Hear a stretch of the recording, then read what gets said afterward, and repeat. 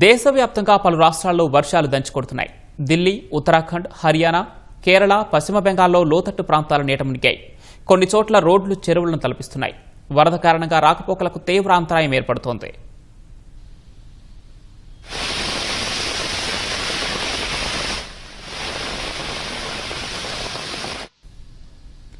ఢిల్లీలో భారీ వర్షాల కారణంగా పలు ప్రాంతాలు జలమయమయ్యాయి.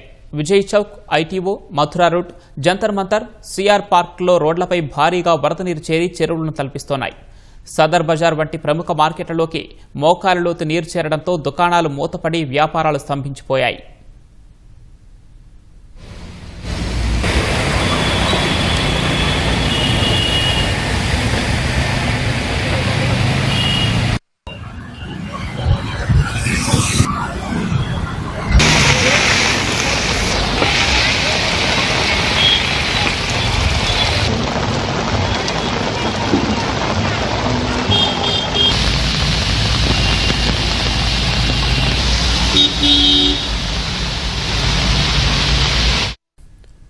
కేరళలోని అలప్పుజ జిల్లా కుట్టనాడు ప్రాంతంలో వరద పరిస్థితి ఆందోళనకరంగా సాగుతోంది.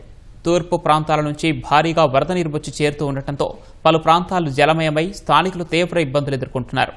అలప్పుజ చెంగనస్సేరి రహదారిపైకి వరద నీరు చేరడంతో రాకపోకలకు తీవ్ర అంతరాయం ఏర్పడింది.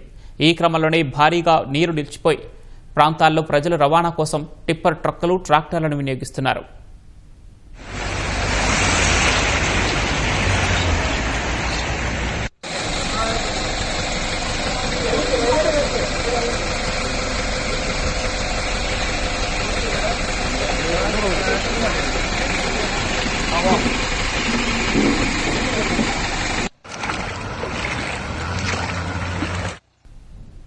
అటు ఉత్తరాఖండ్లోని హరిద్వార్లో ఎడతెరిపి లేకుండా కురుస్తున్న వర్షాల కారణంగా పలు ప్రాంతాలు జలమయమయ్యాయి.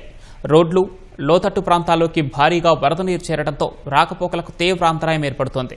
కొన్ని చోట్ల పార్కు చేసిన వాహనాలు సైతం నీట మునిగాయి. భారీ వర్షాల వల్ల నదులు ఉధృతంగా ప్రవహిస్తున్నాయి. ఈ నేపథ్యంలోనే ప్రజలు అప్రమత్తంగా ఉండాలని, నదులు, ఘాట్ల వద్దకు వెళ్లవద్దని అధికారులు హెచ్చరికలు జారీ చేశారు. మరోవైపు కేదార్నాథ్ జాతీయ రహదారిపై తిల్లువాడ సమీపంలో వరద ఉధృతికి కొండ చర్యలు విరిగిపడటంతో భారీగా బురద, బండరాలు రోడ్డుపైకి కొట్టుకొచ్చాయి. ఈ శిథిలాల కింద పలు వాహనాలు కూరుకుపోయాయి. ప్రమాదాన్ని ముందే పసిగట్టిన వాహనదారులు సురక్షిత ప్రాంతాలకు పరుగులు తీసి ప్రాణాలు దక్కించుకున్నారు.